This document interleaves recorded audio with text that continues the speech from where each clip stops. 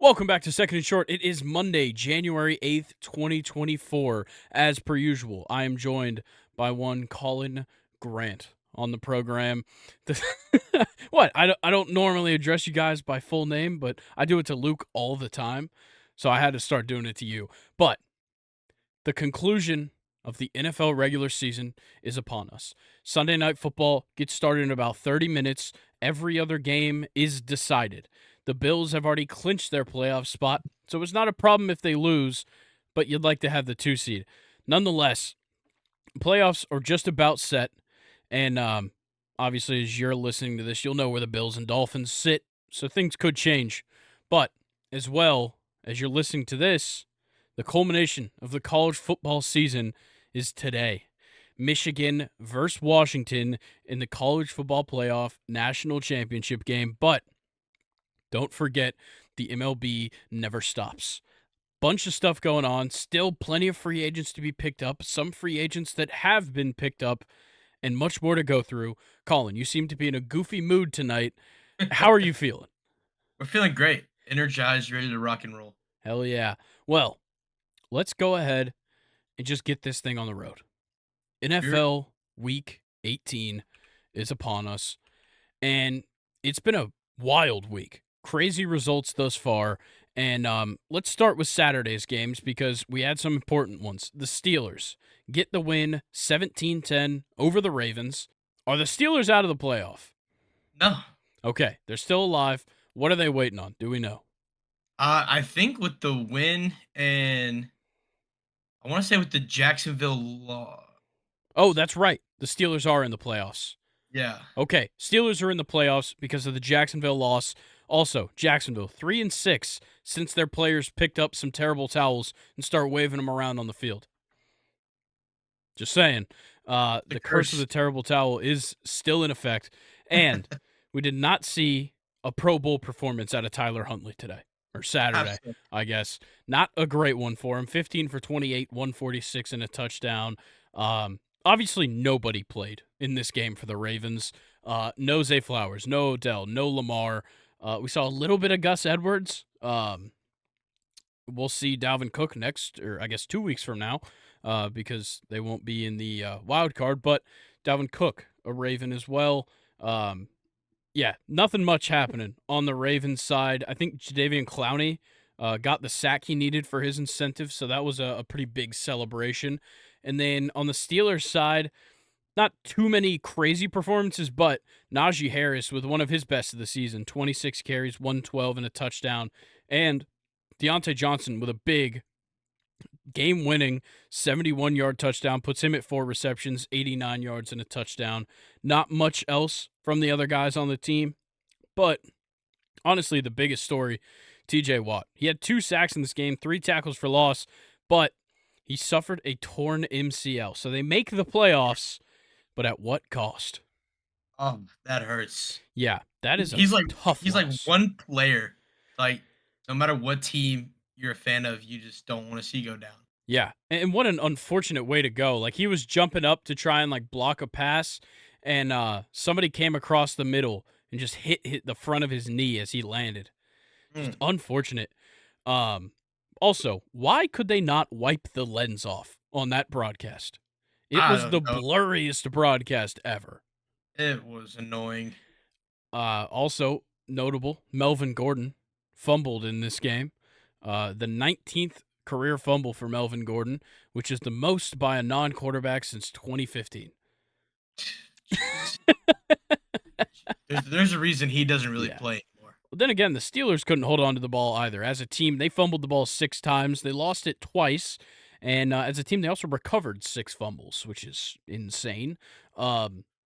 Just a sloppy game in the rain in Baltimore. But the Steelers got the win and found themselves in the playoffs. I was about to say they did what they needed to do. Yeah. Do I They think they're did going to be very good in the playoffs? Probably not. But 10-7 for this Don't count Steelers them out. team. Yeah, don't count them out. They're gritty. That's what I'd Yeah. say. They have grit. And again, my hot take was one of the worst Oh of yeah, the year. yeah, still bad, certainly. But let's move on to our next game. Houston Texans get the win and a playoff spot 23-19 over the Indianapolis Colts, and they end the Colts' miraculous season at 9-8 after Week 18. Big plays from C.J. Stroud in this game, all but done with that the voting for the Rookie of the Year.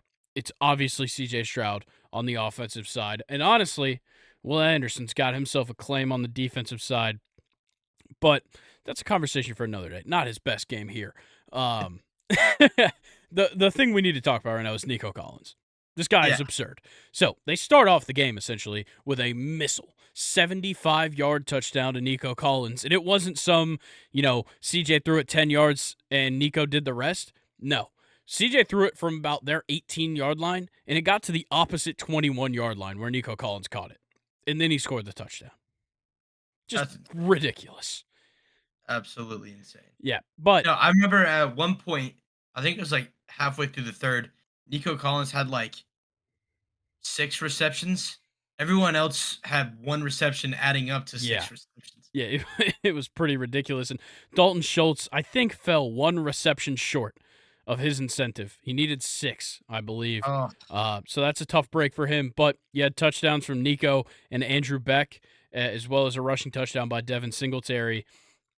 This game for Nico Collins was insane. 9 receptions, 195, and the touchdown, of course, that long of 75. The craziest part of this game, though, it was a tight game all the way through. Not tie game. Houston was up 14-6 at the half, and then Indy starts mounting a comeback. They bring it, and then the Houston Texans pull it apart. But the biggest play here was that final play of the game. A screen pass to Tyler Goodson, and he drops it. And look, Gardner's pass could have been better, but it should have been caught. Yeah, at that point in time, and you're like, you got to catch that. Yeah, 4th and 1. Oh, man. That man, I feel bad for him. Should have been JT. Let's be honest. That ball should never have gone to Tyler Goodson. Didn't even record a carry in this game, and he had 2 targets. Listen, in that situation, it's either JT or Michael Pittman. Yep. I'm trusting to get the ball right there. For sure. And speaking of JT, he had a crazy game. 30 carries, 188, and a touchdown. That's ridiculous. 30 carries is insane. Yeah, that is a high volume work there for Jonathan Taylor. But back to the winners, C.J. Stroud and DeMeco Ryans, leading the Texans to the playoffs and eventually the AFC South title in their first season together, both rookies in their respective positions, and, man, they got it done. What a hell of a season for the Texans so far, and definitely still got to look at them in the playoffs. I wish they still had Tank Dell. I do, too. This team would be insane. And Noah Brown missed this game as well. Mm-hmm. It's definitely a diminished receiving core, and the run game hasn't been perfect. It just seems like Nico Collins and C.J. Stroud just find a way, and this defense is pretty goddamn good.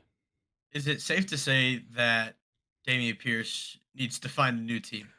Yeah, definitely. Hey, don't sleep on the Texans going out getting a running back. A lot of free agent running backs. Just saying. I just want to put that out into the world that I think the Texans will go out, pick up a good running back. Yeah? Yeah. I don't think this is a great class for him in the draft. At least, first round wise, there's probably not a running back right now for the first round.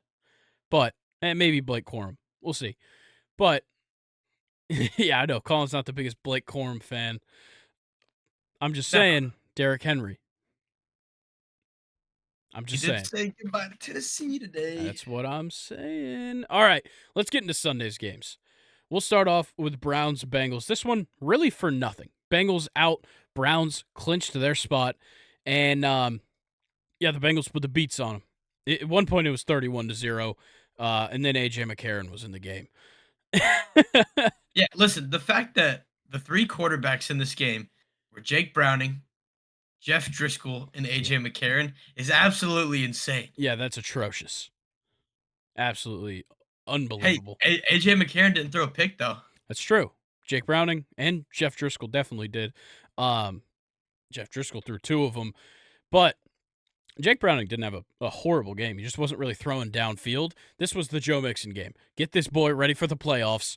14 carries, 111 yards, and 1 touchdown. That's probably the best game Joe Mixon's had this season. Mhm. On that few carries, getting 111 yards and a long of 44, like to see him breaking off for a couple is very good sign. But the other guys contributing in the passing game, you had 2 touchdowns go to Andre Iosivas, I think is how you say it. Iosovas, maybe?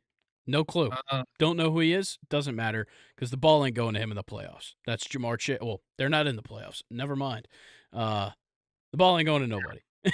I was about to say they've been knocked out, buddy. Yeah, they're well out of the playoffs. Though they did go 9-8, and considering they didn't have Joe Burrow half the season, not the worst. And then Joe Mixon also caught a touchdown on his only reception. Not much to talk about for the Browns. Obviously, Jeff Driscoll was in. Really, nobody in that matters. Obviously, no Amari Cooper. Elijah Moore's still out. He wasn't going to play either way. No Njoku. And, of course, no Papa Joe Flacco. Yeah, and we saw like 3 carries from Jerome Ford, right? Yeah, 3 3 carries, carries, 6 6 yards. yards. I was surprised he even touched the ball. I agree. Definitely. Yeah, no like standout defensive performances either. But Bengals won in an entirely insignificant game. Good for Next. them. All right, the Lions playing for seeding, possibly. Eventually, they didn't move up, but they get the win over the Vikings, 30-20. And this one was a close one, all the way down to the wire, and it came down to 2 pivotal Nick Mullins picks.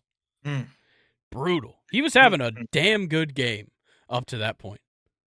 He's been having good games, Yeah. but turnovers have just been screwing him. Yeah, and speaking of turnovers screwing somebody, Jared Goff finally avoiding some of them and had a great game. 23 for 32, 320, 2 touchdowns, no picks, only got sacked once, didn't fumble. One of his cleaner games of the last few weeks. Really, the run game was surprisingly bad, except for in the red zone. You had Jahmyr Gibbs breaking off for a short touchdown. Same goes for David Montgomery. They only combined for 70 yards on 23 carries. But in the passing game, the absolute Pro Bowl snub, Amon-Ra St. Brown, showing him why he should have been there. 7 receptions, 144 in the touchdown, and then you also had a touchdown for who else but Sam Laporta. I got you. Yo, Grayson, before we go off, give me your 4 Pro Bowl wide receivers in the NFC. It's tough. Very It tough. is. I need to see who they actually put in. I'm going to be honest, didn't look at the Pro Bowl roster. So they put in CD, Okay, that makes sense for sure. Mike Evans, Yeah. Puka. Okay, sure. I'm trying to think who else they put in. Yeah, there's got to be, one more? Yeah, there's one more. I'm trying Here, to. I'm pulling up the rosters right now. I don't know why we never talked about this. I'm going to be honest. Let's see. NFC. I feel like it's a 49er. Is it Ayuk? No, No, it's AJ Ayuk? Brown. Oh, Obviously, he's not going to be playing. Yeah. So maybe we will see. I know Ayuk got snubbed as well. So yeah, no Ayuk and no Amon-Ra is crazy. Personally, I'm going CeeDee Lamb, Yeah. AJ Brown, Amon-Ra St. Brown, and Brandon Ayuk. I know Puka broke all the records, but I got to go with Ayuk. He was insane this season. Yeah, no, I'm in the same boat with you as well. Yeah. It's insane. I don't like. Yeah, Mike Evans had a good year, but come on, Amon-Ra St. Brown. Yeah. Like that's all I gotta say. Yeah, no, he was insane this year. Super consistent all year. But on the Vikings side, you had somebody else doing some crazy shit. And who else but Justin Jefferson? 12 receptions, 192 and a touchdown, got him over 1,000 yards, and this man missed 7 games. That's He missed 7 insane. games. He played like partially in 2, and he still broke 1,000 yards. That's wild. Absurd. And then you also had a touchdown for Jordan Addison for 42 yards. Not much else to talk about here. He had a pretty good game by Aiden Hutchinson. 2 sacks, 3 tackles for loss, 5 QB hits for him. He was all over that Vikings offensive line. You want to give him an update on Sam Laporta? You got it. Oh, He's your dude. guy. Yeah. So listen, we know Detroit was trying to get the number 2 seed here, Yep. but nothing's been confirmed yet. But Sam Laporta landed, hyperextended his knee, and it did not look pretty. Correct. It was very gross. Got carted off the field into the locker room, never returned to the field. Yeah. So there's a very strong chance that they might be going to the postseason, the playoffs, without Sam Laporta, their rookie tight end phenom. Yeah, the one that just broke the rookie tight end receptions record on his touchdown reception. It's a tough loss for sure. Got a feeling we're not seeing him in the playoffs. It's like one of those, like, as a coach, you think, like, what if I didn't play him? Exactly. But then it's also like, we had to play for this. We had to play for seeding. It's a tough thing, but hindsight's 20/20. Hey, but again, we don't know exactly what happened. Maybe he didn't return. It could just be a hyperextension. Who knows? We don't know. Yeah. Maybe his tummy hurts. We just knew it did not. It did not look good. It didn't look good. We'll see. Let's move on though to a shocker, absolute shocker. The Tennessee Titans knock the Jacksonville Jaguars out of the playoffs. Not just taking away the division title, but knocking them out of the playoffs. 28-20. Ugh. I'm gonna be honest. Derrick Henry was just like, this was his like, fuck you, see you later. Like, this was that. 19 carries, 153 yards, and a touchdown. And then after the game, he's like, peace. Thanks. Thanks, Nashville. He looked like primetime Derrick Henry. Oh, my God, yeah. In this game. Yeah. Like, this was classic Tractor Cito season Derrick Henry. Yeah, like averaging 8.1 yards a carry. Ridiculous. And then Tyjae Spears on his 3 carries, granted, 8.3 average and a touchdown. That dude's good. Dude, Derrick Henry breaking off for a 69-yard run. Nice. Yeah, what is that? Yeah, Jacksonville defense must suck. Yeah, it sucked. But you had it was super close, all the way down to the wire. It was a tie game. Or no, not a tie. I think Tennessee had a 1-point lead in the third, or I can't even remember how this game went. I'm going to be honest. I can't count. But what I can do. It was 28-13. Oh, okay.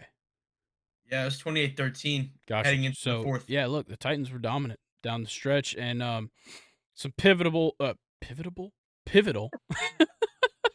interceptions, turnover on downs, like all sorts of crap happening. Huge stops in the red zone. You had a turnover on downs on the Tennessee 29. Or the Tennessee 30, somewhere around there. And that was early in the third quarter. And then you had a touchdown later by the Jags that brought them close. And then you had a Titans interception that they threw over the middle. And then you had the Jags get another turnover on downs, this time on the Tennessee 1, which they ran 2 plays on. They had 3rd and 1 and then 4th and goal. Both times did not get it. And then Tennessee punts it, and they turn over on downs again, 4th and 2 on their own 33. The Jags, obviously, after this performance, they don't look like a playoff team. That's how I viewed it, is like they kind of proved to everybody they shouldn't have been there. Because this was an abysmal performance, especially in that second half. Yeah, absolutely. But nonetheless, this was an amazing game. The Titans, and Derrick Henry says goodbye to the Titans, but they get a win. They improve to 6-11, which, whatever. It is what it is. A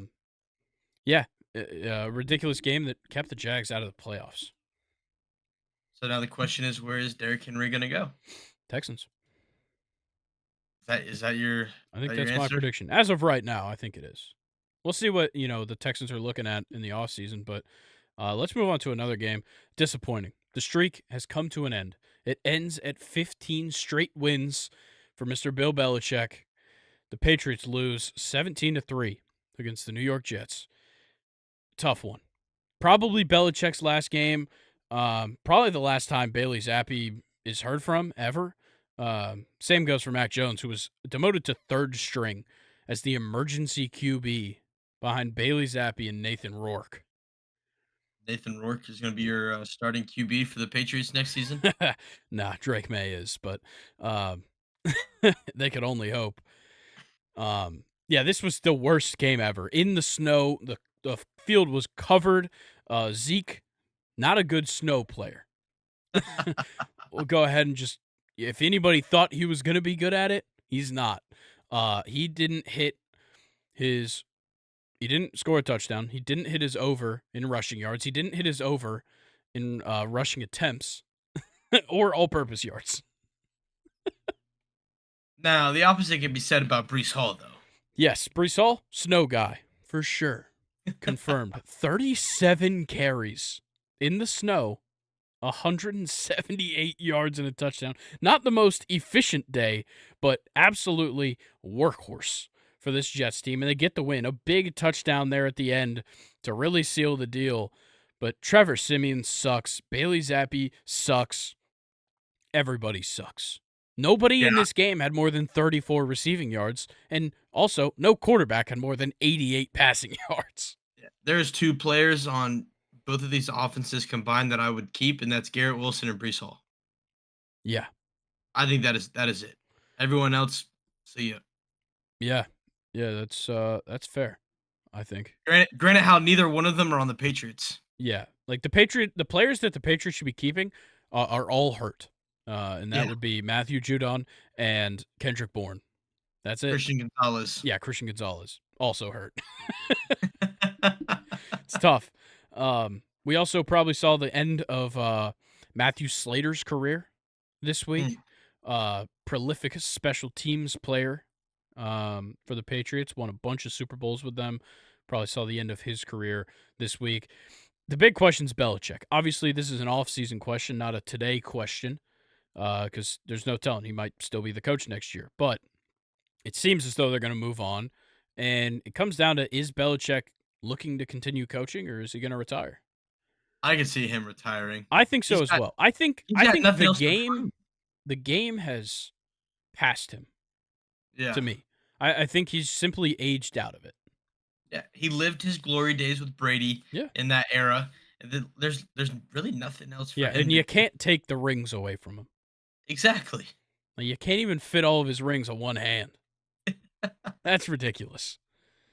That's when you know you did it. Dude's a Hall of Fame coach. He chilling. Yeah. Well, let's talk about some not so Hall of Fame coaches. An NFC South showdown. Saints 48, Falcons 17. If this doesn't seal the deal, this should literally be licking the envelope and putting it in Arthur Blank's mailbox, telling him that Desmond Ridder got to get replaced. Arthur Smith got to go. Like, come on. Arthur Smith's office has already been cleared out. It better be. He should be sitting on the curb waiting for his Uber right now. Yeah, it's... if they let him back on the plane, I'd be surprised. This was some absolute garbage out of Arthur Smith today. Like, we tried to keep it competitive. We were tied at the half, and we lost 48-17. We didn't score in the second half. Mm-hmm. But it looked like we could score at will in the first half. Yeah. Oh, my God. Bijan looked phenomenal in the passing game in the first half. He had a 71-yard touchdown. You had a Jonnu Smith touchdown. You had the biggest play of Scotty Miller's career in the first half. I'm not even kidding. A career-long 56-yard reception for Scott Miller. And then in the second half, we're throwing to who? John Fitzpatrick? Who is that? Well, Fitzpatrick came on the last drive when Logan Woodside was in the game. Yeah. Like, that was when we had given up. Yeah. But also, this rivalry never ends, and it's too bad Arthur Smith doesn't know how it works, because in this rivalry, you score points and you make the opponent feel bad. I hate the Saints. The Saints hate me. That's how I feel, every single day. Whether it's football season or not. It could be the middle of July, and I know that there's a Saints fan that has just seen me exist as a Falcons fan, and they have a pure hatred in their heart for me, and I reciprocate that feeling. Arthur Smith has no understanding. He literally goes up at the end of the game because they ran, first of all, was not the coach's idea. Not at all. He already came out and said it. He didn't call the play. He told them to kneel it. The team wanted Jamal Williams to get a rushing touchdown. That was the whole deal.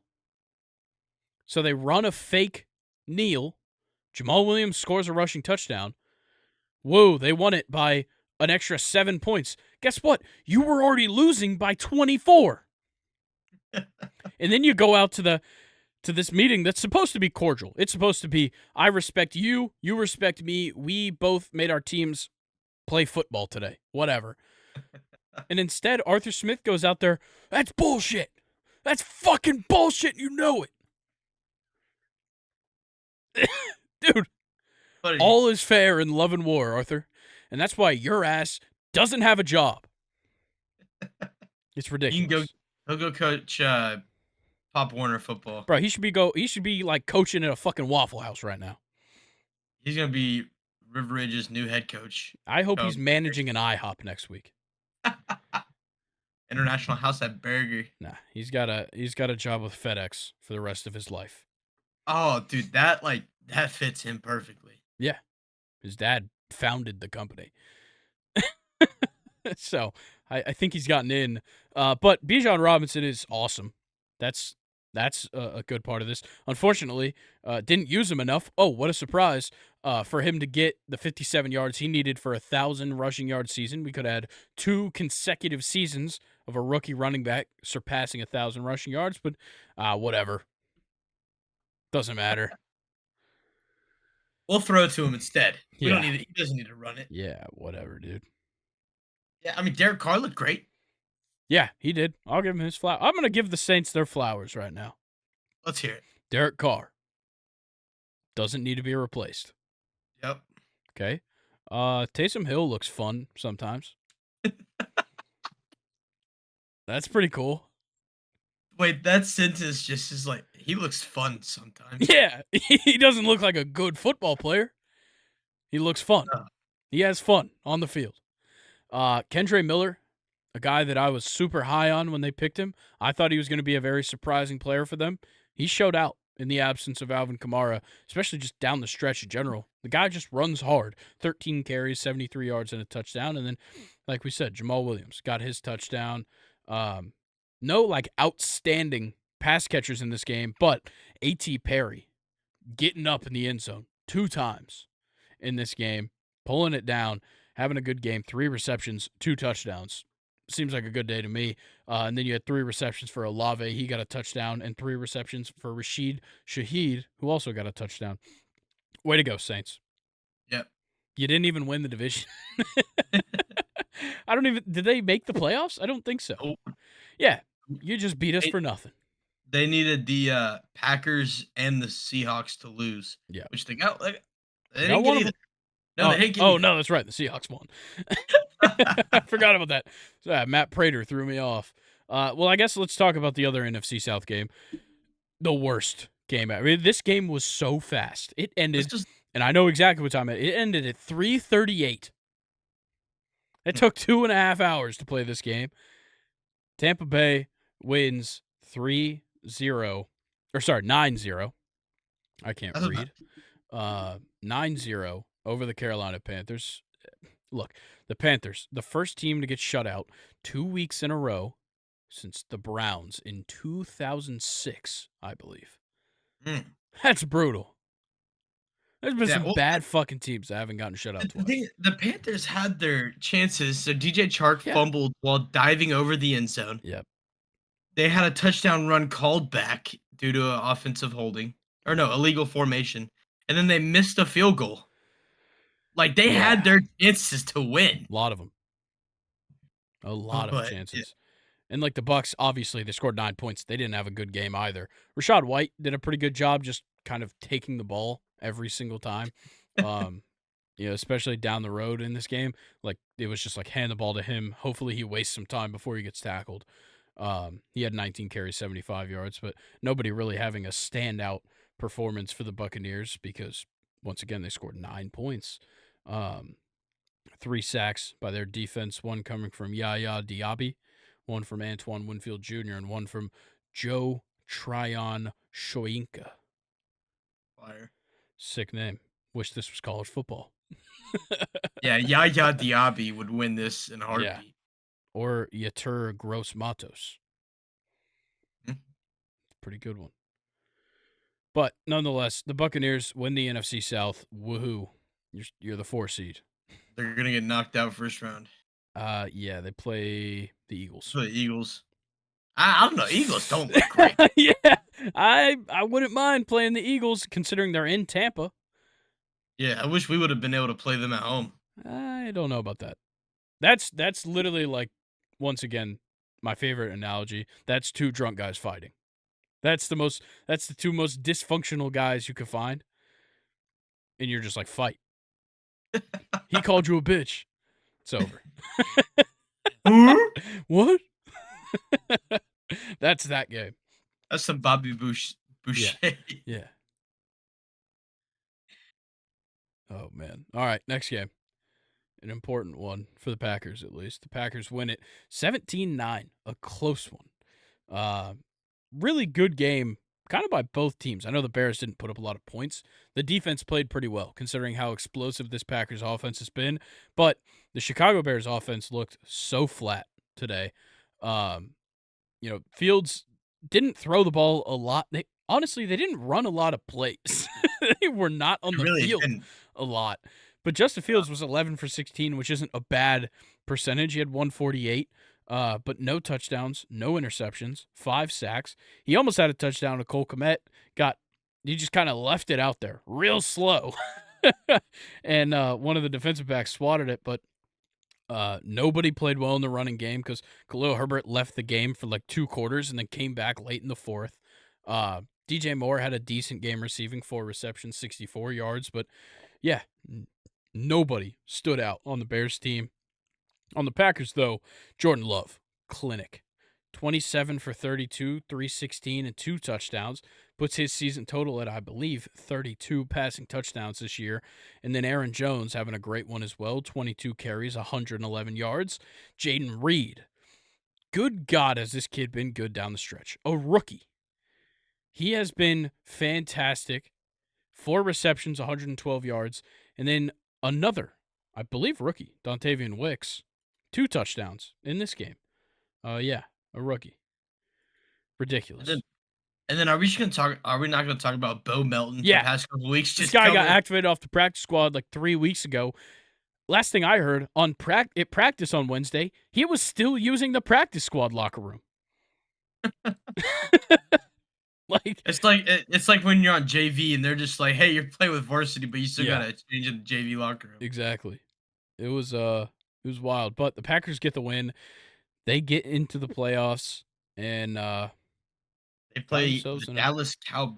Yeah, a compromised position considering they have to go to Dallas. Yeah. And they've been ridiculous at home. Would you say Aaron Jones is back? Yeah, I'd say he's back. I think it helps that AJ Dillon's out, honestly. But I think this Packers offense looks so much better with Aaron Jones being fully healthy. Definitely. It opens up the pass game when they can run the ball confidently. Yeah, because like when AJ Dillon is active and at full health, you can't really reason giving Aaron Jones a ridiculous amount of carries. But 22 carries for him in this game, like that's kind of where you want it to be with him. Yeah, absolutely. It's where you get the most production out of him is when he has just a high volume game. But let's get into our next game. The Raiders get the win over the Broncos. Once again, insignificant game.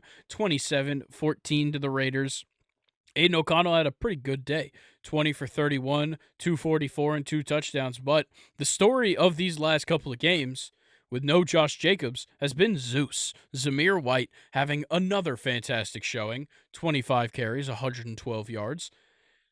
I like it, man. Trey Tucker had a pretty good game as well. 5 receptions, 79 yards, and then he had touchdowns for the 2 top wide receivers, Jacoby Myers and Devontae Adams.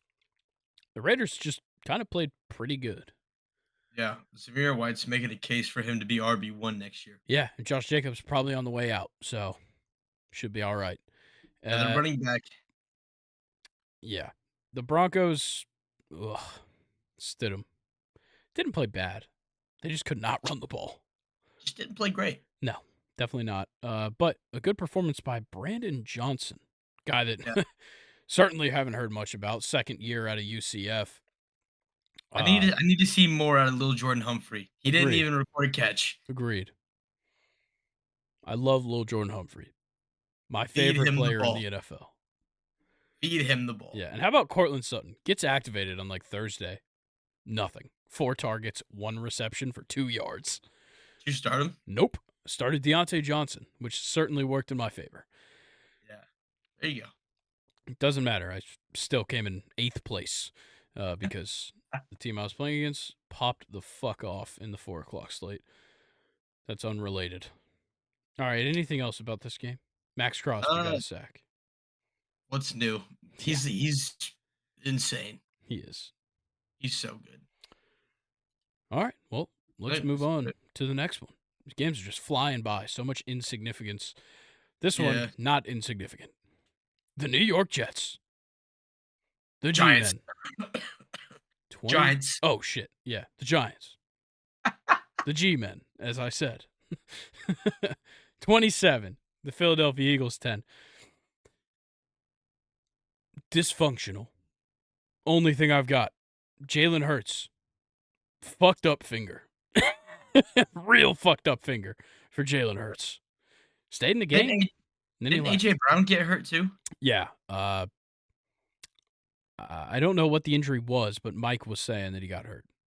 Yeah, I haven't looked into it, but yeah, Jalen Hurts and A.J. Brown getting banged up before playoffs. Jalen Hurts was just his finger. Should be fine. I almost said Jalen Brown. A lot of plays for the Celtics. Yeah, nobody.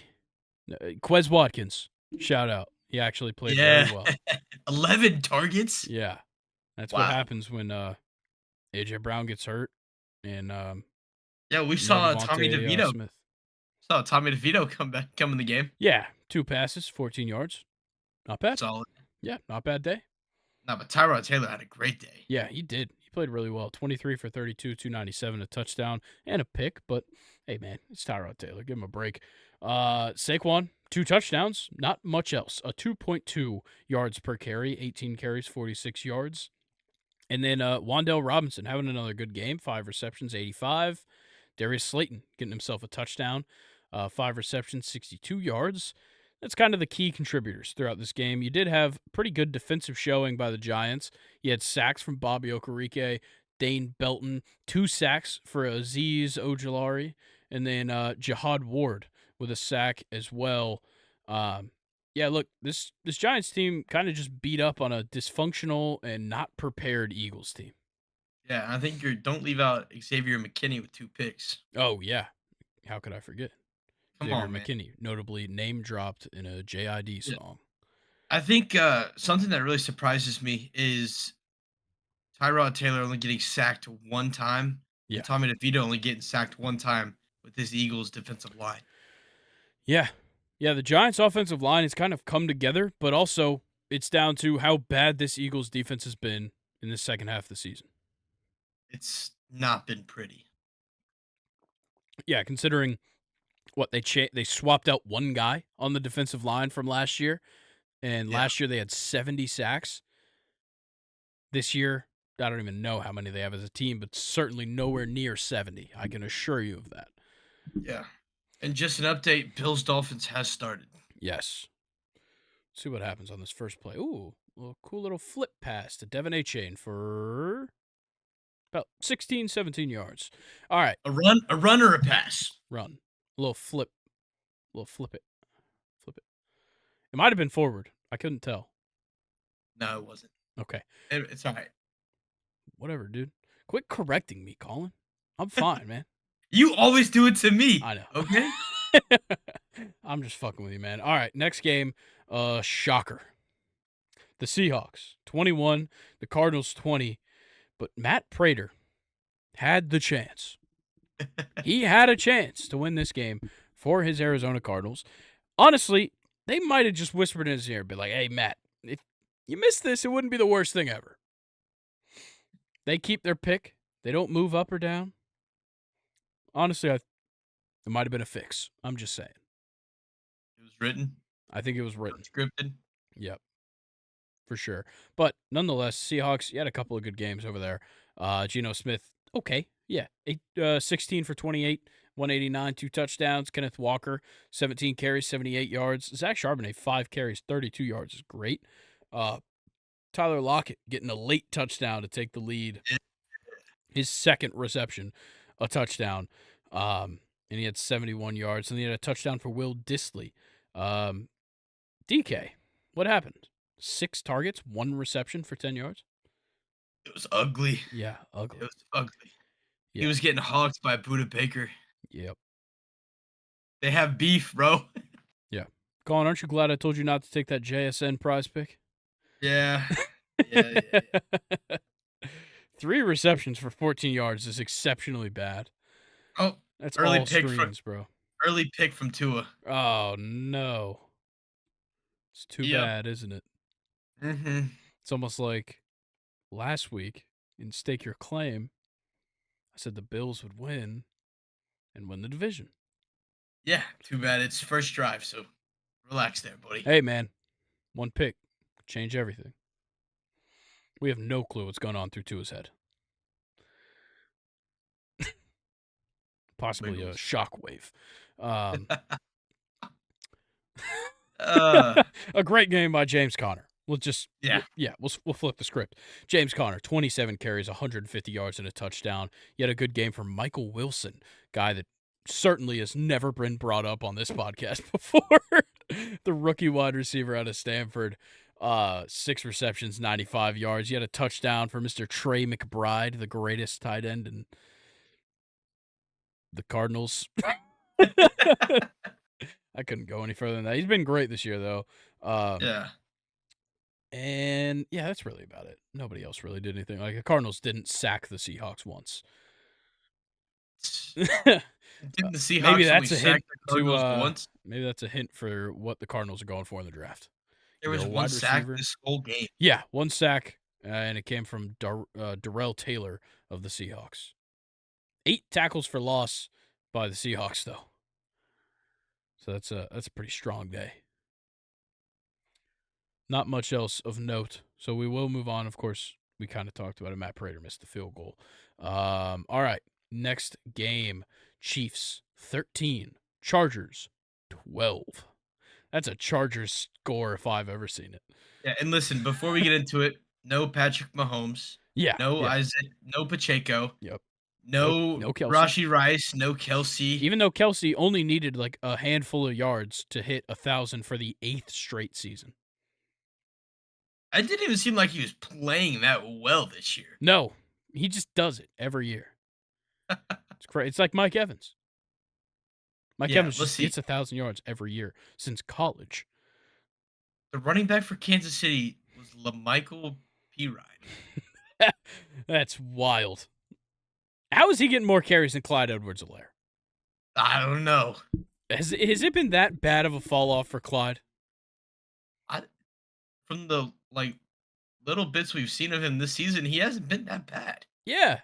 Well, today he wasn't very good. I think Andy Reid just hates him. He literally had 68 carries for 222 yards and 1 touchdown this season. Yeah, but he hardly touched the ball. Yeah, that's what I'm saying. He needed way more carries than 68, but I guess Pacheco has earned number 1 for sure. Yeah, 100%. Nonetheless, Blaine Gabbert getting the legs moving. 5 carries, 46 yards. He had a pretty solid day for Mecole Hardman. Didn't realize he had 11 targets for 6 receptions. Jeez. Nobody else had more than 4. Good thing Kadarius Toney wasn't playing. That's all I'm going to say. Yeah, they probably lost this game. Oh, yeah. They would have lost this game if Kadarius Toney was playing. Same with MVS. Yeah, well, the Chargers have problems of their own, considering Easton Stick was their leading rusher, and Austin Eckler was third in rushing yards. Um, 10 carries for 11 yards? yeah, Austin Eckler, the Wow. greatest running back of our generation, Austin Eckler.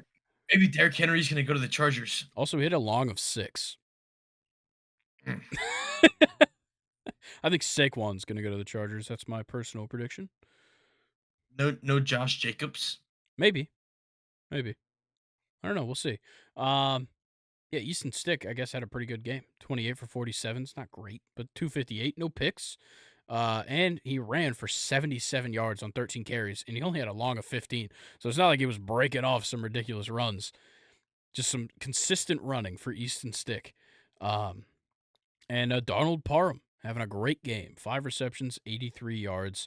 And, yeah, that's how the Chargers season ends in pretty bad fashion. 4 field goals. Yeah, it's not pretty. Not great. But Chris Jones getting his sack, his one sack that he needed for about $1.25 million. And boy, was he celebrating when he got that one. Get your money up, not your funny up, Yeah. Chris. And that, children, is why you hold out for the contract you'd like, even if that means sitting out the first week of the season. Yup. Because you can get $1.25 million at the end of it. That is insane. Yeah. But he's been really good this year. He has. Very good game for him. Or a very good season for him, I should say. Khalil Mack got a sack. Speaking of, been a very good year for him. Khalil Mack, 16 sacks this year. Phenomenal. Wow. Just under the radar. Yeah. Just like yeah. We also had like a 4-sack game, so that kind of inflates it when you get a quarter of your sacks in one game. But nothing else really to talk about here. Our next game, Rams, 49ers. The Rams get the win. More importantly, Puka Nacua breaks the records. He gets the 4 receptions he needed to break the rookie receptions record. And he gets 41 yards, which gives him a comfortable lead for the rookie receiving yards record. What a season for Puka Nacua. Yeah, like he caught that ball, and Sean McVay was like, "Get him out." Yep. He's done. Get him out. And he got a touchdown. I thought that was the funniest thing in the world. Yeah. He caught just like a basic like cutback in the middle, got a couple more yards, and they were like, "Get him out, get him out." Yeah, wild, but great. Yeah, it was a weird game. Yeah, like neither of these teams were gonna play the guys. Like they played them a little bit, but not a lot. So like Darnold versus Carson Wentz, not a matchup that I assumed I'd be seeing, unless it was, I don't know, the Jets versus the Eagles 5-6 years ago. Ronnie Rivers versus Elijah Mitchell. Yeah, Jordan Mason. And then look at Chris Conley being the leading receiver for the 49ers. Yeah, shout out Chris Conley. Used to be sick at Georgia. I'd like to point that out. He was very good at Georgia in like 2014. Yeah. Not so much anymore. Yeah, this game was exactly how you thought it would be. Nobody played, and it was 21-20. That sounds about right. There you go. That's the game. Like, there's nothing else to talk about. 3 sacks for the Rams, 2 for the 49ers, who didn't play any of their good defensive players either, other than Travarius Ward for a little bit. Chase Young played. Yeah, I guess the only guy that sat out was Fred Warner and Dre Greenlaw. It is what it is. Whatever. All right, next game, since that one was boring as hell. An important one for the most part. Cowboys, 38. The Washington Commanders, 10. The final needle in the coffin, considering Ron Rivera, it was already reported yesterday. They were moving on from him tomorrow. So as you're listening to this on Monday, Ron Rivera doesn't have a job, probably going to retire. Eric Bieniemy will probably become the head coach, because I will say his play calling in this game was fantastic. He was pulling out all the trick plays this week, having fun with it, because it was for nothing. They, in their best interest to lose, And that's how it was. So, yeah, look, Sam Howell, this is a conversation we'll have in the offseason, probably pre-draft conversation. Sam Howell has not been cutting it the second half of the season. Oh, not at all. But it's like it's like that thing we gotta talk about. Does he get another year to try to prove himself? Yeah, that's Or the big question. with all these quarterbacks, do you try to sneak one in? Yeah, like even if you go in the late rounds, like you could get a guy in this draft. Yeah. There's some great quarterbacks coming out. You could find yourself a pretty nice quarterback late in the draft. Yeah, absolutely. Or you just replace Sam Howell with the guy that replaced him at UNC, Drake May. All right, well, let's Yeah, I talk don't think about the good team. The good team in this game that scored 38 points, led by Dak Prescott. 31 for 36, 279, 4 touchdowns. Of course, he threw a pick. Why wouldn't he? But Tony Pollard had a pretty decent game, 17 carries, 70 yards, and a touchdown. Rico Dowdle, not a bad day, 9 carries, 46 yards. But CeeDee Lamb, the belle of the ball, as per usual, 13 targets, 13 receptions. there you go. What the fuck is that? That's insane. Yeah, he was under 100 yards. Yeah, 98 yards, 2 touchdowns. And Brandon Cooks getting the other touchdown. Jake Ferguson with a good game as well. 6 receptions on 6 targets for 69 yards. Hey, don't forget Jalen Tolbert now. 2 receptions, 8 yards, and a touchdown. True. Didn't even see him all the way down there. What's up, little guy? Yeah. Look, the Cowboys just all around dominated this game. They let Washington bring it close in the second quarter, giving up 10. What was that, Cat? What just happened? Josh Allen just threw a pick on the 5-yard line. Okay, I'm about to watch it. I'm a little behind. Yeah, I'm just like, Why were they running? Oh, I guess it was 3rd and goal. Yeah, that was bad, dude. That was really yeah. bad. Also, can we talk about how Leonard Fournette is running back right now for the Bills? Like, James Cook was in the game. Yeah. They're just not using him. Okay, that looked like a miscommunication on the route. Let's get through this game, and we'll talk about this I game for a know. little. Okay, look, Cowboys, they do it. They win the NFC East, the NFC Beast, if you will.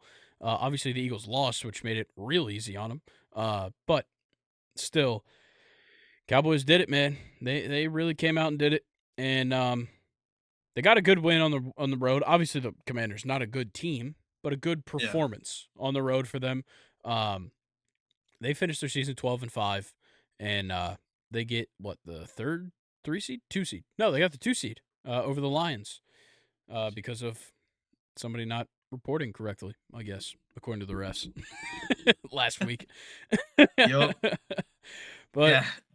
yeah, that's where the Washington Commanders season ends as a 4-13 and somewhere in the top 4 of the draft. I know they're not 1. I think they're 3.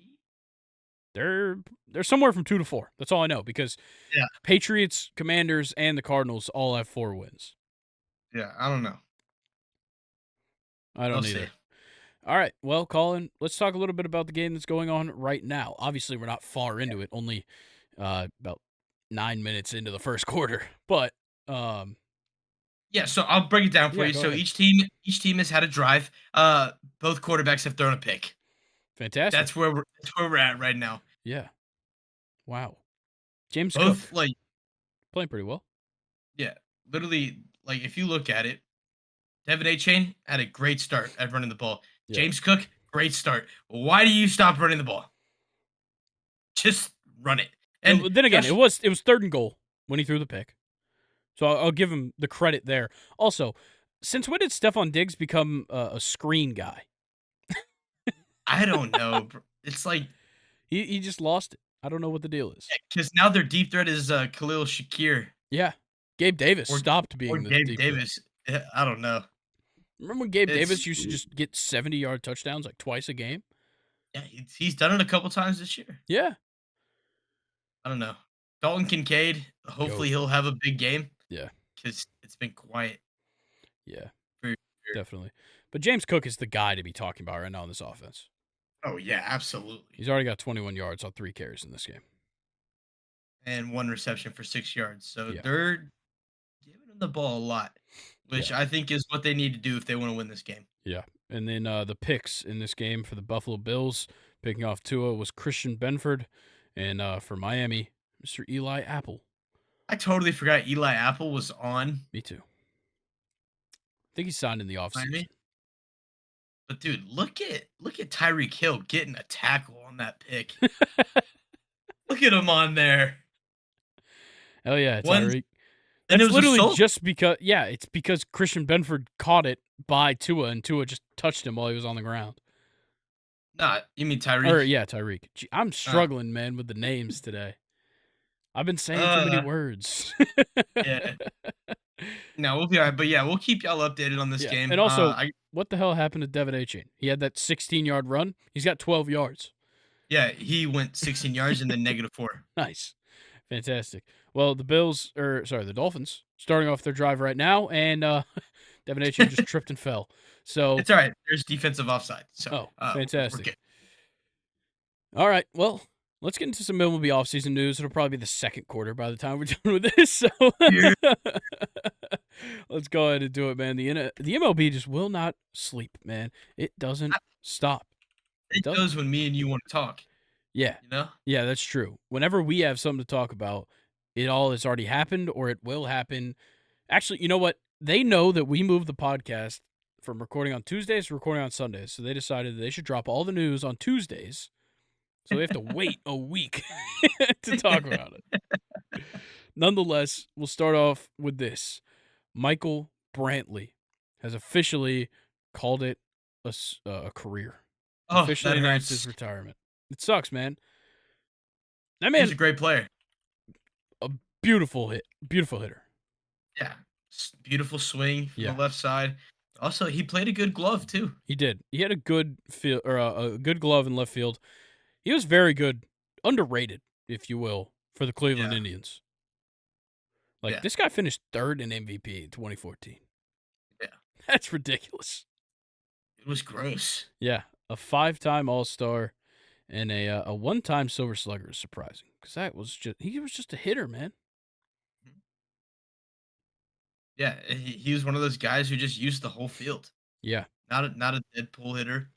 He worked up the middle a lot. yeah, and won himself 2 rings with Houston. Yeah. Pretty impressive. So yeah, Michael Brantley calls it a career after 2 injury-plagued seasons. Only played 64 games 2022, and then only played 15 games this past season. Yeah, Michael Brantley, a legend, not a Hall of Famer, a legend. Yeah. Just a great guy. Yeah, cool dude. He's like a coach's dream. It's like, this is a guy. Yeah, you could put him out in left field. You could put him at like second. You could put him at like 7th in the order. He's gonna do his job. You scared me when you said second. I was like, No, I'm not not saying putting him at second base. I'm not putting him at second No. base. Definitely not. All right. Next thing though, big move. Big move. The Giants. They acquire Robbie Ray from the Mariners for Mitch Haniger, who simply cannot leave Seattle. He leaves for 1 year, he goes right back. And they also get Anthony Desclafani.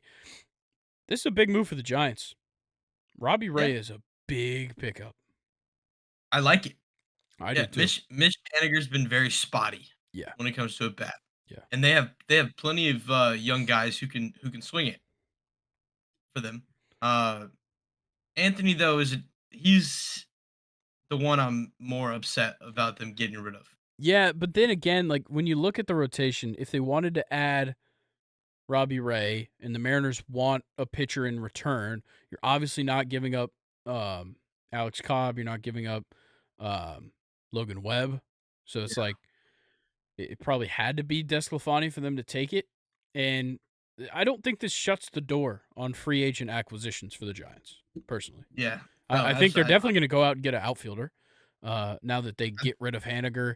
I think Cody Bellinger's the no-brainer to go and chase. Yeah, it's just like, do they spend that Otani money on Bellinger and like that part? It's tough. Belly's asking for a lot. Yeah, he's asking for about 200. That's and we don't know which Belly you're gonna get. You're gonna True. get MVP Cody Bellinger, Yeah, or you're gonna get high as a kite Cody Bellinger. uh, Which one you gonna get? it's fair. Or you could just get Cubs Bellinger. Very good. Over 300 batting average. There you go. But yeah, I like the Robbie Ray move. He's a great starting pitcher. Certainly going to help them out a lot. Like, that's a pretty solid first three in the rotation. Yeah, yeah, but I think this opens the door up for them. I Absolutely. agree. I think they need to go out and get somebody in the corner outfield. I think Bellinger suits that. Obviously, he could play center, but you just picked up a big center fielder in Jung Ho Lee. So we'll see. I think the Giants are about to be one of the hottest teams I hope so. the next couple weeks. I do. But let's get into the next one. The Mets making some signings. First, Harrison Bader on a 1-year deal. This one doesn't make a lot of sense to me. I guess he could play in the corners, but are you going to take Nimmo out of center? It just seems like they're adding another Brandon Nimmo with a Yeah. little bit better of a bat. Yeah, and a little bit worse of a glove, probably. Nimmo's got a pretty solid glove these past couple of years. Yeah, it's like less gloves, stronger arm, better bat. It's Yeah, like more speed. Yeah. they're very close to being the same exact person. Yeah. So, yeah, I don't know. Yeah, it's not a bad move. It's certainly depth, and that's something they need. Like, Bader is kind of fallen off a bit from his time in St. Louis, where he was very much known as like speedy, good Yeah. outfielder. Now Then he he's went to maybe then he went to the reverted. Yankees Yeah, and and sucked. was a joke. Yeah. But the Mets also make a pretty good signing as well. They pick up a starting pitcher, probably going to be in the back end of that rotation, but Sean Manaea on a 2-year deal. He'll sit 4. Yeah. He has not been all that good since he left No. Oakland. He's just your guy that, that's what I'm saying. Careers die at Yankee Stadium. It's a good point. So, but Very good point. I think he'll be a good 4. Go out, get you 4 to 5 innings is what all they'll need from him. Yeah, that's fair. But let's go to the next one, the Padres. Signing another relief pitcher out of the KBO, Woo Suk Go. This guy, I looked up his stats. He's a 1 innings. He's a 1 inning like setup guy. Never really closes. Doesn't have any saves, I don't believe. But very good middle relief guy. Like, I think last season it was like 64 games, 64 innings. I got Just you. does his job, man. And they didn't pay Yeah. too much for him either. Yeah, trying to bolster the bullpen with someone that's about to be on the way out. True. That's a good point. But our next thing, I guess these are just roster filler moves. That's how I'm looking at it. The Braves signed Wasser Yanoa and Luis Guillorme to 1-year deals. Yanoa's making about $875,000 Yeah, in a year. His hand's feeling a lot better. I hope. So It's been about 2-3 years. he's gonna be So he punched the bullpen. he's gonna be restricted from that phone over there. No, he just punched the wall. I thought he Or no, he punched punched like, the at the phone. bench. No, he punched the bench, I think was what happened. That's what it was. Yeah. Whatever. And then Luis Guillorme just provides an infield utility that's not too bad of a hitter. He's gonna be like when guys need to rest and stuff like that. Exactly. That's exactly how I see it. If a guy misses a couple games, Guillorme just slides right in. Yeah. Be all right. Yeah, but certainly not like big moves. Like Huascar, is not gonna pitch much. I'll tell you that. He could be one of our long relief guys if we really need him. Yeah, if we need him. Like if we have to do like a bullpen day and we just need to throw him out there for a couple innings. I agree. Or if we're like down by like 11 runs, bring him in. Or Guillorme. Or you never know. We might get Huascar Yanoa that we saw a glimpse of. It's true. But he Where can't it hit was anymore. lights out. That's what matters, is that he hit home runs. Can't hit any grand slams. Yeah. Yeah, Stuff. you're right. All right. Next guy.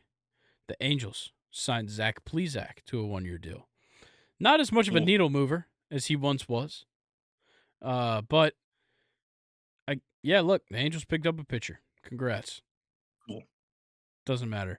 Next he'll be a bronze on MLB The Show. Don't worry about it. That's how we're rating guys now. Um, all right, now let's get into some like rumors and such. The Yankees and the Orioles showing some serious interest in a cease trade. The White Sox seem to have scared off every other suitor. Braves, clearly, considering they went out and got Chris Sale. And I think this makes sense. The Yankees are willing to, I don't know, sign a deal with the devil to pick up a starting pitcher. And the Orioles have so much youth at their disposal, they could go out and get whoever they'd like. So I think these two teams being in makes sense. I would love to see him go to Baltimore. Yeah, Personally, me too. I would love it. Yeah, as much as I wouldn't want to face them, I would love to see Dylan Cease go to Baltimore. Mainly because The fuck the Yankees suck. Yankees. Yeah, fuck them. Sorry, Luke, but Yeah, no, fuck them. I pray on the Yankees' downfall. As you should. As a red-blooded American. Yeah, we'll take Aaron Judge off their hands. Yeah. Fuck. Yeah. Let him grow out a mustache. Ah, Ty Johnson's getting the ball for a little bit. Oh, God. What is going on right now? Yeah, and All right. also, What? talking about that deep threat we were talking about earlier, Yeah, Khalil Shakir, 1 receptions for 46 yards. there it is. All right. Next. 6 teams right now showing interest in Mr. Marcus Stroman. That being the Giants. 16? Yeah, the Giants, the Angels, Makes sense. the Orioles, Yep. Red Sox, Cubs, Phillies. Ugh. I just don't see the I Phillies want him to going go out. to the Angels, dude.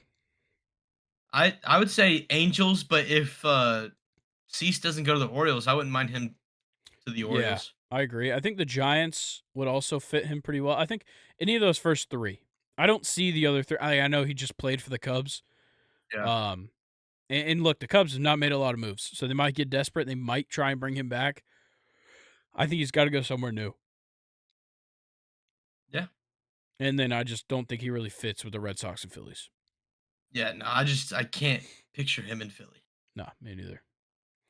But our next thing, interesting, means we got some news right around the corner. Shota Imanaga, who will be coming over, should have a team within the next couple of days. His window to sign closes at 5 p.m. on January 11th, so just a couple of days down the road. And we've got 6 teams in on his bidding with the Cubs, the Angels, the Giants, Red Sox, Yankees, and Mets, all contenders for Imanaga. Mets, probably? That's what I think it's gotta be the Yeah. Mets. You missed out on Yamamoto. You go after the next guy. Yeah. That's how I see it. Maybe the Giants. No telling. Yeah. I think Mets makes the most sense to me. Yeah. That's what I've been saying. Yeah, put him in there with Senga. yeah, Kodai Senga. But then again, Yeah, Cubs have a Japanese player. Red Sox have a Japanese player. Mets have a Japanese player. Angels used to. The Yankees will say they almost did. Giants Have a had a Korean couple of player. yeah, but they had a couple opportunities to get. That's also true. Yeah.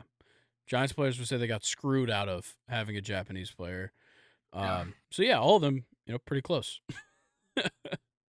All right, last thing, though. The Angels showing interest in some veteran outfielders, Michael A. Taylor and Adam Duvall. Obviously, Adam Duvall 10 times better than Michael A. Taylor. Yeah. I think this is just a matter of, going out, getting some help. At this point, it's just inevitable that Mike Trout gets injured. And did Josh Allen just throw another pick? He did. Okay, yeah, Josh Allen throws a pick into the end zone after Gabe Davis trips over his own feet. That was interesting. That hurts. It's tough. It wasn't really Gabe Davis' fault because even if he didn't fall down, that was getting picked. Nonetheless, I'm not a fan of these moves for the Angels. I don't know if they need to go out and get an outfielder. If they need to, Adam Duvall is your guy. I don't see them signing both of them. Yeah. And Michael A. Taylor's kind of a joke. Yeah, he is kind of a bum. Let me see if anything else has popped up since this morning. I doubt it. Michael A. Bummy Taylor. All right, no. Nope, doesn't work. It doesn't work for Miles Sanders either, but you just kept doing it, so now it sounds right. Miles Bummy Sanders. Beautiful. All right, well, I'm not saying really any more news. Well, cool. While Grayson's looking, I'm just Yeah. going to give y'all an update on Bills Dolphins. Into the first quarter, 0-0. Literally nothing's Woo! happened. Josh Allen has 2 picks. Fantastic. How fun. I'm glad we didn't wait to start recording. Yeah, this game is a joke. All right, well, this game will not be a joke. Tomorrow, the college football playoff national championship game. The number 1 team versus the number 2 team. Michigan versus Washington. Big Ten versus Pac-12, soon to be Big Ten. In a huge matchup. 2 teams that will next year be conference opponents. But we also have the final representative of the modern era of the Pac-12 alive and well in Washington. Monday night, tonight, 7:30, NRG Stadium in Houston, Texas. The 2 final undefeated teams in FBS. Showdown in Houston. This one's going to be good. It's going to be real good. And I'm telling you why. Okay, Michigan, ridiculous defensively. They've given up an average of 243 yards per game. They're number 1 in points allowed in the nation, 10.2. Second in passing yards allowed with 150 per game. And 9th in rushing yards allowed with 93.1. Also, Michigan's defense had their season high in sacks with 6 last week against Alabama. So they step up to the occasion, which is rather obvious. And I got a feeling it's going to be nothing different this week. Because, look, Washington is very good, certainly. Michigan's opening up 5.5-point favorite in a national championship game. Yeah. That's big. Well, Penix has struggled when they face an elite defense. Yeah, definitely. Like he likes to turn the ball over because there's a lot of times he just throws the ball up. So listen, if Michigan comes in with that same mindset to not let those wideouts get behind them, Yeah.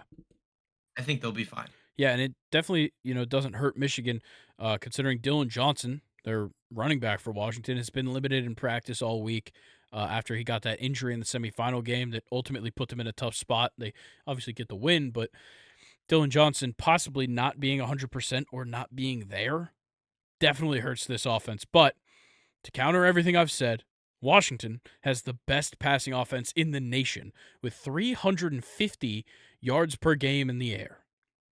That's insane.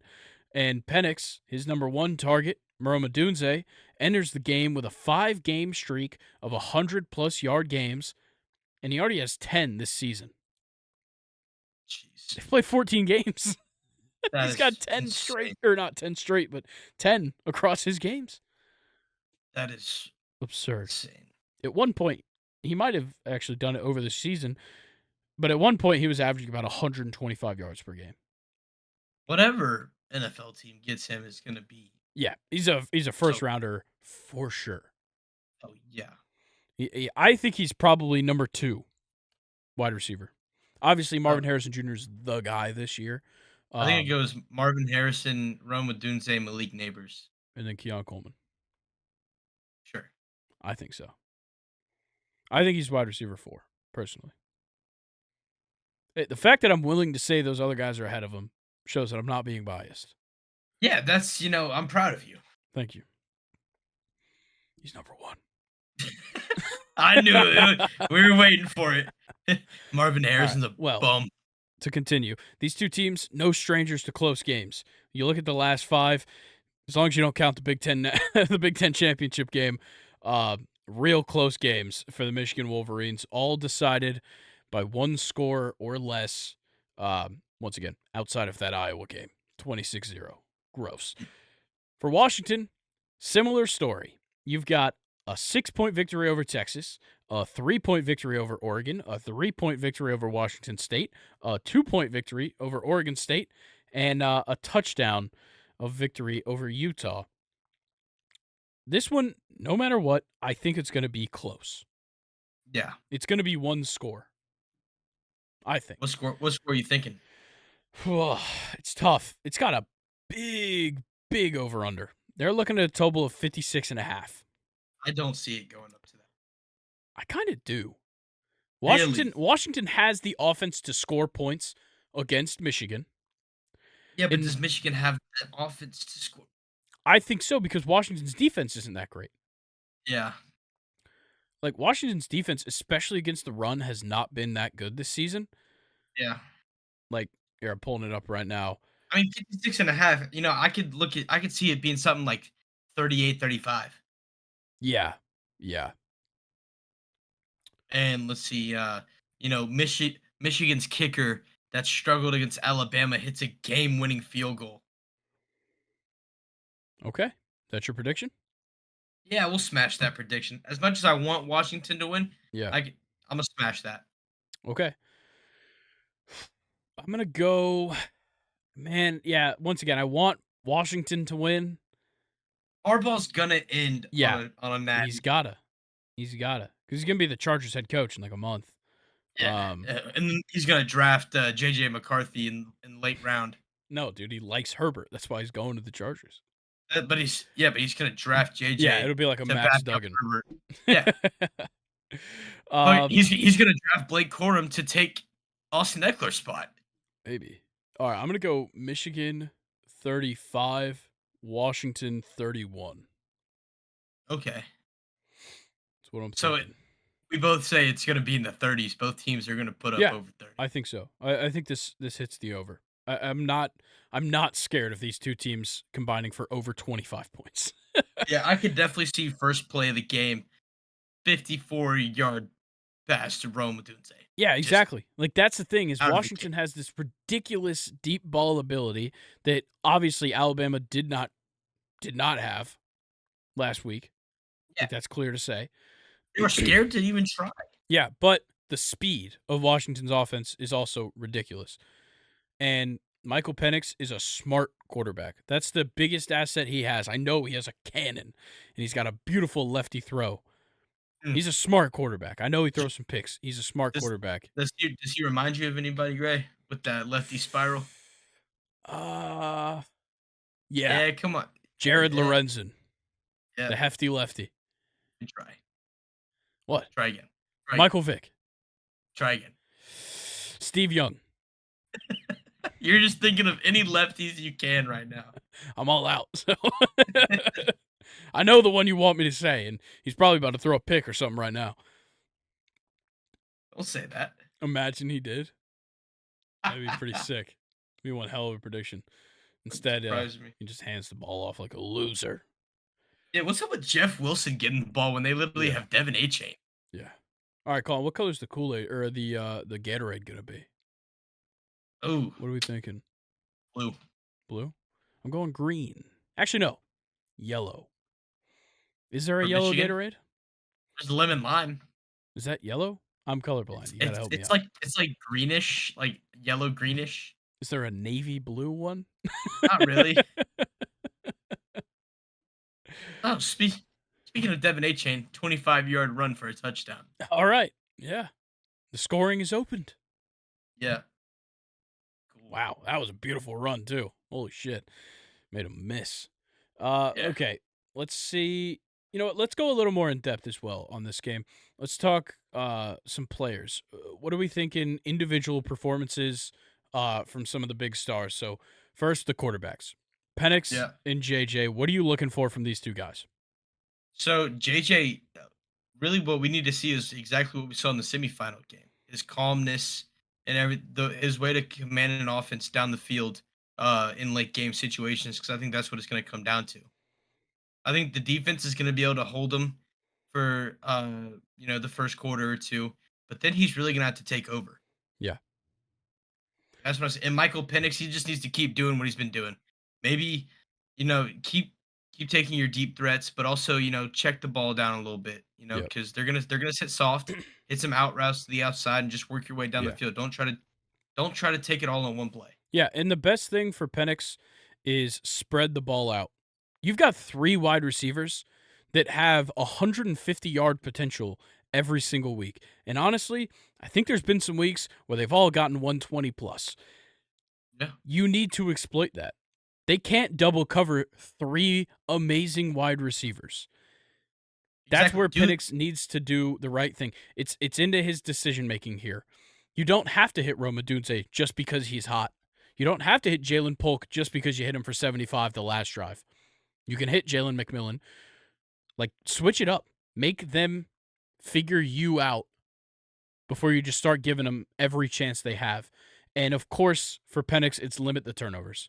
The 9 Yeah, interceptions this season, it's not horrible. It's concerning, though, especially going into a defense like this.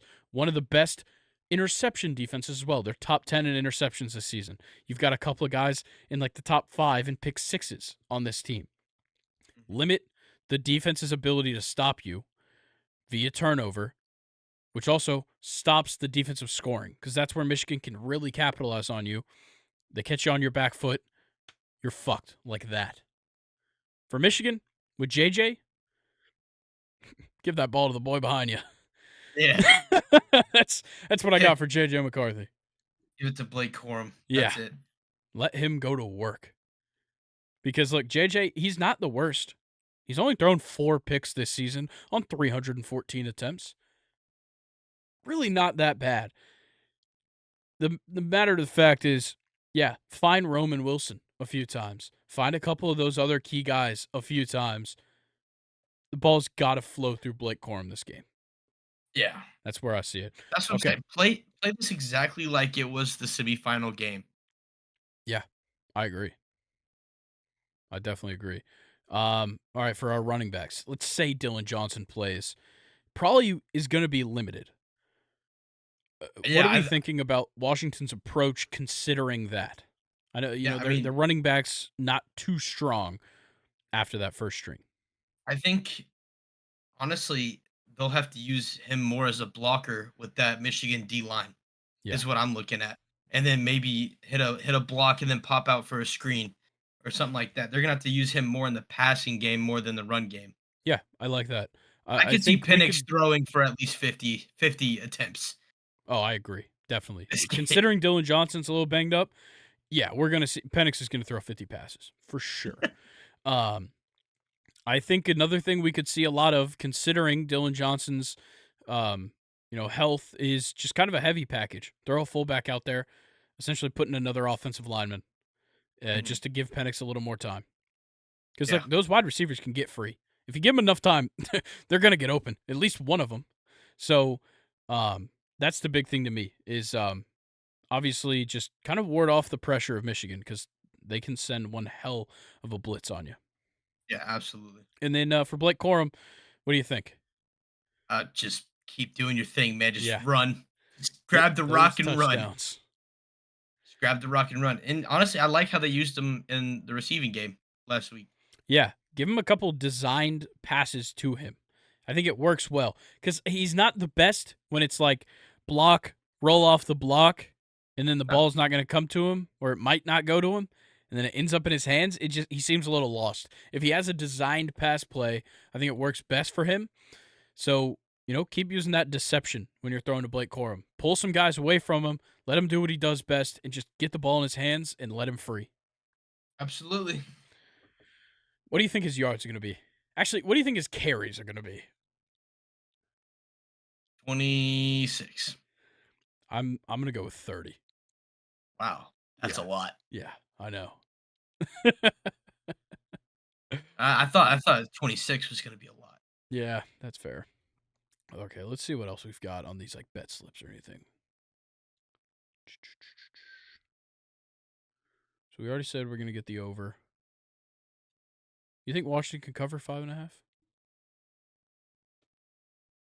I think they could. Okay, I'm in the same boat. Let's see. Anything. So yeah, the passing yards over under for Michael Penix is 293.5.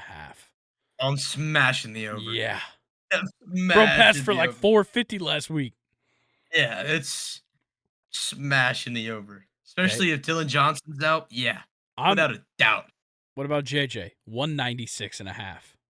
I'm smashing the under. Okay. Okay. I don't know. I messed that up last week. I smashed the under against Alabama, and it Ooh, didn't. this is interesting. This is one I'd be smashing the over on. Michael Penix's longest pass completion over under 44.5. Oh, over, Give me that. over. You know he airs it out at Yeah. least. He's going to throw one more than 44.5 in the air. Yeah, it's come on now. Okay, Blake Corum's rushing yards line 101.5. Honestly, That's a I would lot. probably I would take the under on that. Yeah. Yeah. That's in a high situation game like this. Yeah, It's gonna it's be tough. tough. Let's see. Receiving yards, Roma Dunze over under 89.5. I'll take the over. Yeah, see, my only thing with those guys is that Roma Dunze, 89.5, Jalen McMillan, 59.5, Jalen Polk, 49.5. Jalen Polk broke that on his first play. Yeah. Jalen McMillan, I'm pretty sure, broke his as well. Like, these guys are just ridiculous. It's so hard to figure it out. Over, over, over. Yeah, Smash the honestly. over on all of them. Yeah. It would be ridiculous if that hit, but yes, I wouldn't blame that. What about over under receptions for let's go Roman Wilson, 3.5. Ah, He's kind of the scapegoat. yeah, but he only had like two against Alabama. He had 3. He had three. That's right. Yeah. Deep, 36 yards. I'll go over. Okay. I feel like they're gonna have to air it out a little bit more than we think. All right. Sounds good. Any overtime? Think we're going overtime? No. No. It's gonna be finished in regular time. Yep. All right. Well, Colin. We've already had our one overtime game for the CFP. Fair enough. And it didn't go your way, did it? No, not at all. All right. Well, this is something that has to go your way. It always goes your way, Colin. Stake your claim.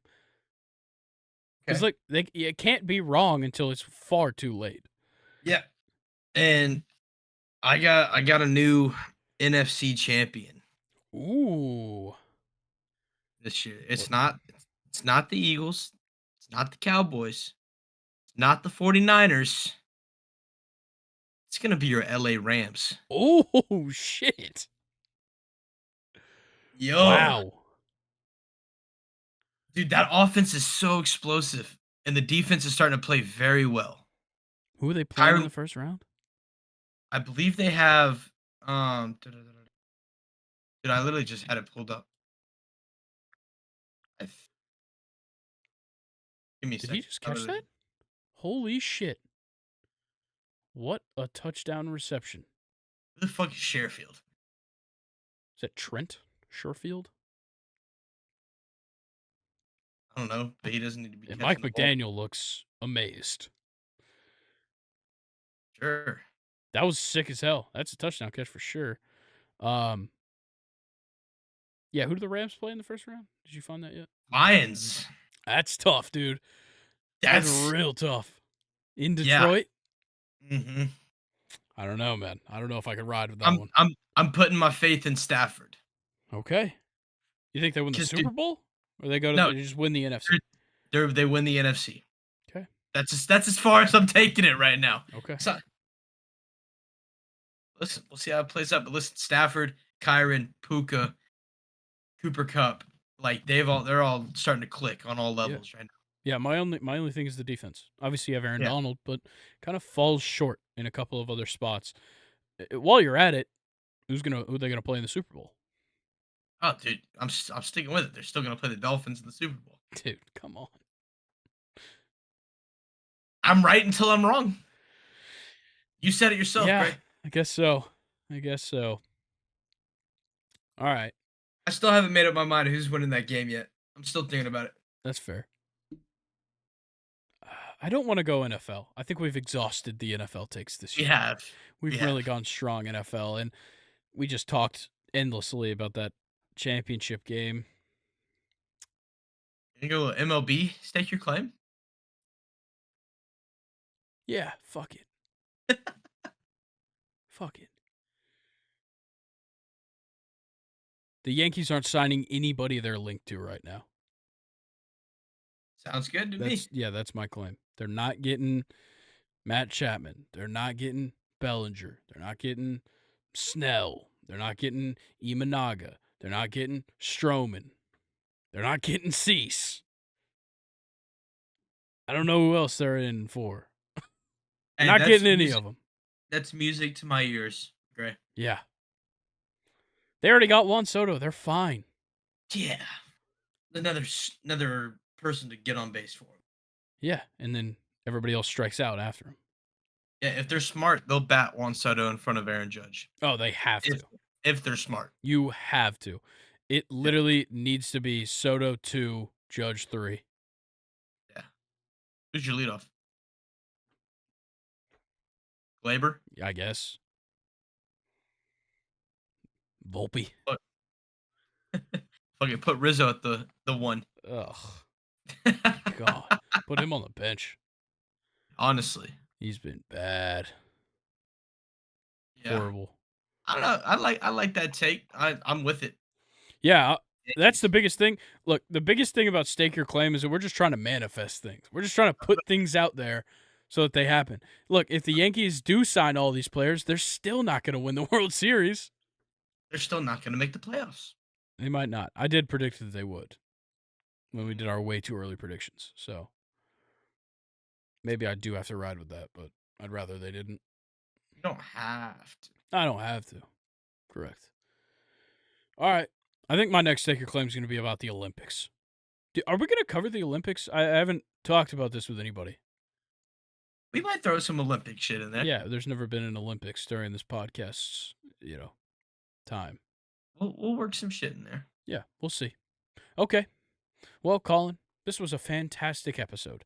It was a quick episode today. It definitely was. About an hour and a half. But then again, we got to fly through some of those useless NFL games. But next week, super duper wild card weekend, I believe is what they're calling it. That's ridiculous, first of all. Yeah, we're going to have it all for you because we've got 2 games on Saturday, 3 games on Sunday, and a game on Monday. So, okay, we don't have everything because we're not going to be doing anything on Monday. But we'll have almost all of it for you guys on Sunday. So the best way you can keep up with all of that and thank us for giving you all the news today is to follow on all of the podcast platforms, rate 5 stars, leave a written review on there. Then on the YouTube, where I'm looking deep into your soul, you see my index finger wiggling in your face. What's right that there. on your finger?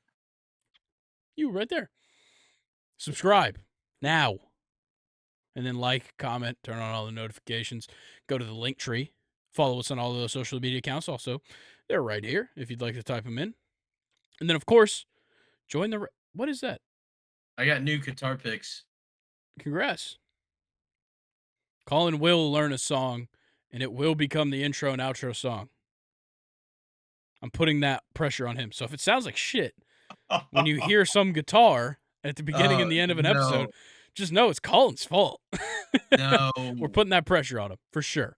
Like 100% doing that to him now that he showed me those guitar picks. So, sorry, Gray. If you're ready for that and you're ready for the NFL playoffs, go ahead, follow us, subscribe, everything. Keep following along.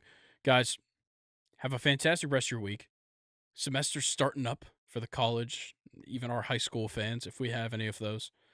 So good luck this semester. And everybody, enjoy the rest of your week. Colin, anything for the people? You guys have a great 2024, and we'll catch you. What? You gonna say next year? Have a great 2024. Was he in 2025? Is that what you're about to say? I was thinking more like 2026.